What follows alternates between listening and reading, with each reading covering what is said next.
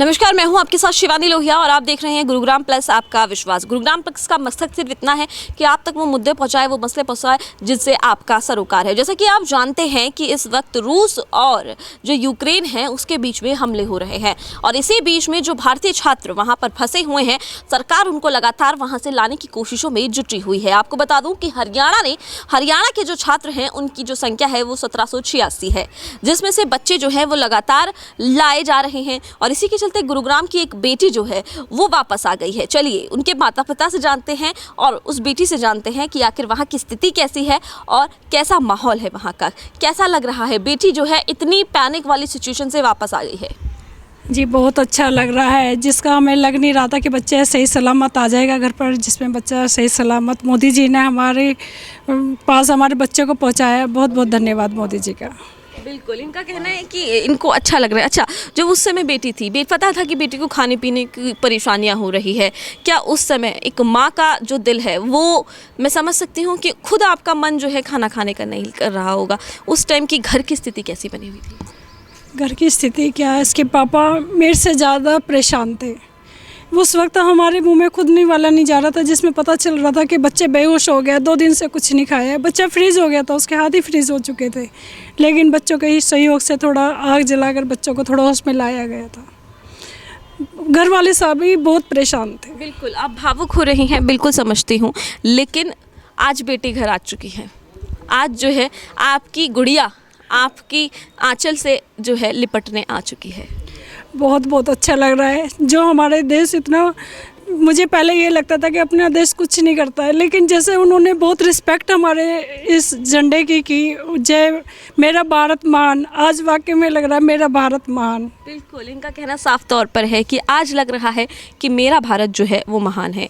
एक बच्चे को जन्म देने वाली होती है माँ, लेकिन एक बच्चे को बड़ा करने वाला और उसकी ज़िंदगी बनाने वाला होता है उसका पिता। बेटी इतनी दूर थी, क्या स्थिति थी उस समय? मैं लगभग जब से युद्ध शुरू हुआ है 24 तारीख से लेके और 2 तारीख की रात को भी मैं जगा हुआ था, नींद आ नहीं रही थी। बच्ची की बहुत ज़्यादा चिंता थी। एक्चुअल में क्या है कि मेरी बच्ची को थोड़ी फिजिकली प्रॉब्लम्स भी हैं, तो वो अकेले सर्वाइव नहीं कर पा रही थी। तो इस बात की मुझे ज़्यादा चिंता थी कि मैंने कहा अगर सारे बच्चे इसको छोड़ के भाग गए तो कैसे होगा इसके साथ। जी, तो अब तो वापस आ गई है बेटी। हाँ, अब कैसा लगा? मैं बहुत खुश हूँ, मेरी बेटी मेरे पास आ गई है। इसके लिए मैं भारत सरकार का और जिन भी बच्चों ने इसकी मदद की है, जिन सरकार ने, हमारे भारत सरकार ने जितनी मदद की है, बहुत खुश हूँ मैं। और मैं चाहता हूँ कि मोदी जी का जो लंका पूरे वर्ल्ड में मच रहा है, उसके कारण भारत का नाम बहुत ऊपर पहुँच गया है और लगा है हमें कि हम वास्तव में एक स्ट्रॉन्ग पोजीशन पे हैं। भारत हमारा स्ट्रॉन्ग पोजीशन पे है। अब वहाँ पर कई बच्चे जो हैं फंसे हुए हैं, कुछ मैसेज जो है वो हरियाणा सरकार और भारतीय सरकार को देना चाहेंगे? बिल्कुल जी, मैं मोदी जी से, माननीय मोदी जी से अपने से ये कह चाहेंगे भाई, जिस तरह प्रकार से आपने हमारे बच्चे को भेजा है, बच्चे सबके बच्चे ही होते हैं, वो भी हमारे ही बच्चे हैं, तो उनके लिए भी जितने बेस्ट पॉसिबल हो सके जल्द से जल्द। उनके माँ बाप भी बहुत परेशान होंगे मेरी तरह, तो इसलिए जितनी जल्दी हो सके कोशिश करें कि भाई उनको भी वापस लाया जा सके।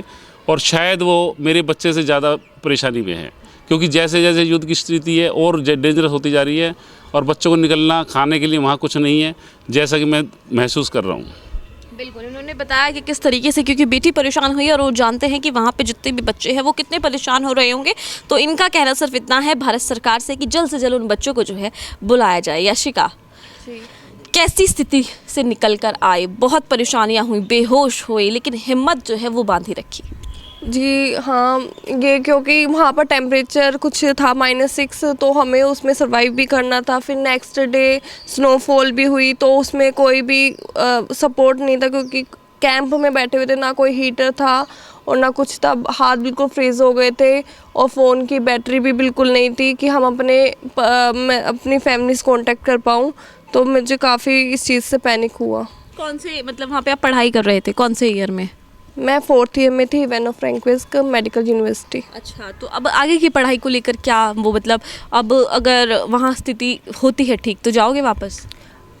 अगर कोई ऑप्शन नहीं बचता, अगर वैसे तो मेरी गवर्नमेंट से यही अपील है कि हमें यहीं पे अगर दिलवा सकते हैं तो दिलवा दीजिए, अगर नहीं मिलेगा तो मुझे वहाँ जाना ही पड़ेगा करियर की वजह से। बिल्कुल, अगर सरकार और यूक्रेन जो है आपकी यूनिवर्सिटी जो है ऑनलाइन क्लासेस का प्रबंध करती है तो कंफर्टेबल है?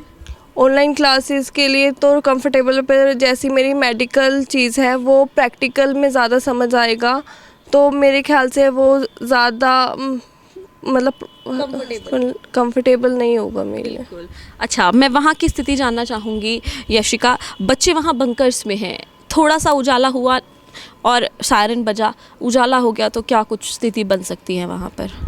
वहाँ जैसे खारकीव, सुमी और मेरी यूनिवर्सिटी के भी कुछ बच्चे फंसे हुए हैं, पर वो ज़्यादा ही उनके लिए बहुत ही ज़्यादा पैनिक सिचुएशन है, क्योंकि day by day condition worst हो रही है। वहाँ पर स्नोफॉल हो रही है और वहाँ के जो यूक्रेनियन है उन्हें जाने नहीं दे रहे। मेरे ख्याल से गवर्नमेंट को इनके लिए भी कोई स्टेप लेना चाहिए, क्योंकि वो अकेले नहीं कर पा रहे वो चीज़। बिल्कुल, अकेले तो नहीं कर पा रहे हैं, लेकिन भारतीय सरकार ने अगर बात करें तो कैसा लगा? प्राउड फील हुआ कि हाँ आप भारतीय हैं? जी, वो हमेशा से प्राउड है। तो जैसे कि मैं बॉर्डर से जब मैं अपनी यूनिवर्सिटी से बॉर्डर जा रही थी तो मैंने इंडियन फ्लैग ले रखा था कि जिससे चेक पोस्ट पे कोई दिक्कत ना आए, तो वो सच हुई बात, और मतलब उन्होंने हमें रोका वगैरह नहीं। बिल्कुल, यहाँ पर जिस तरीके से यशिका ने बताया है कि बिल्कुल उसको जो है इस चीज़ की खुशी हुई कि भारत का झंडा अगर उसके हाथ में है तो कोई उससे जो है वो कुछ नहीं गया। आप यशिका की चाची हैं, कैसा लग रहा है गुड़िया वापस आ गए?